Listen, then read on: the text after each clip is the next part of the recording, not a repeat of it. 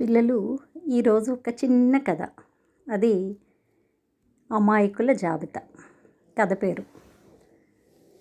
అయితే అనగనగా ఒకరోజు శ్రీకృష్ణదేవరాయల వారి సభ జరుగుతోంది. ఒక అరబ్ దేశస్థుడు వచ్చి తనను తాను గుర్రాల వర్తకుడిగా పరిచయం చేసుకున్నాడు. సంచిలోంచి ఏదో చిత్రం తీసి రాజుకి చూపించాడు. అది ఓ అందమైన బలమైన అరేబియన్ గుర్రానికి సంబంధించింది. రాయల వారికి బాగా నచ్చింది. సమావేశ మందిరం బయటకు వచ్చి అక్కడున్న గుర్రాన్ని చూశారు. నాకు ఇలాంటివి ఓ 20 గుర్రాలు కావాలి అన్నారు రాయలు.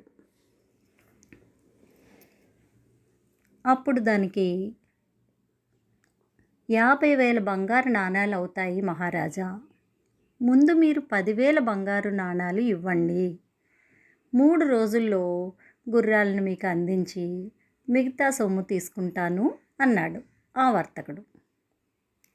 ఎలాగైనా వాటిని సొంతం చేసుకోవాలనుకున్న రాయలు మరో ఆలోచన చేయకుండా వర్తకుడికి 10,000 బంగారు నాణాలు ఇప్పించారు.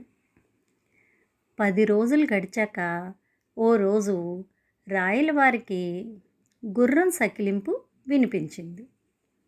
అప్పుడు ఆ వర్తకుడి విషయం గుర్తొచ్చింది. ఇంతలో తెనాలి రామలింగడు రాజుకి ఎదురుగా కూర్చొని ఏదో రాస్తూ కనిపించాడు. ఏం రాస్తున్నావు రామలింగా అని అడిగారు రాయలు. మన రాజ్యంలోని అమాయకుల పేర్ల జాబితా మహారాజా అన్నాడు రామలింగడు.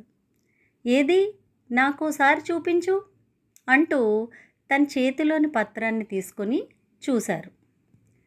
మొదటి పేరు శ్రీకృష్ణదేవరాయలు అని రాసి ఉంది. ఏంటి, నేను అమాయకున్నా అని అడిగారు రాయలవారు. ముక్కు మొహం తెలియని వ్యక్తికి 10,000 బంగారు నాణాలు ఇచ్చి మోసపోయిన మీరు అమాయకులేగా ప్రభు అన్నాడు రామలింగడు. ఏమో, ఆ వర్తకుడు నేడో రేపో వస్తాడేమో. రాడని నువ్వెలా చెప్పగలవు అని కాస్త కోపంగానే అన్నారు రాయలు. ప్రభు, అతడు ఒకవేళ వస్తే మీ పేరు చెరిపేసి ఆ స్థానంలో ఆ వర్తకుడి పేరు రాస్తా అన్నాడు తెనాలి. రాయల వారికి రామలింగడి మాటల అంతరార్థం అర్థమైంది.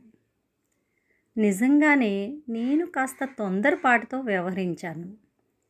ఇకపై ఆలోచించకుండా ఆ స్థానంలోని తెనాలి లాంటి తెలివైన వ్యక్తుల సలహాలు సూచనలు తీసుకోకుండా ఏ ముఖ్యమైన నిర్ణయము తీసుకోను అని తన మనసులో అనుకున్నారు రాయలవారు. కాసేపు రాజు మౌనంగా ఉండిపోవడంతో ఆ జాబితాలో ఆయన పేరు చెరిపేసి వాస్తవాలను గ్రహించారు కాబట్టి ఇప్పుడిక మీరు అమాయకులు కాదు అన్నాడు రామలింగడు. రాయలవారు నవ్వుతూ అక్కడి నుంచి వెళ్ళిపోయారు.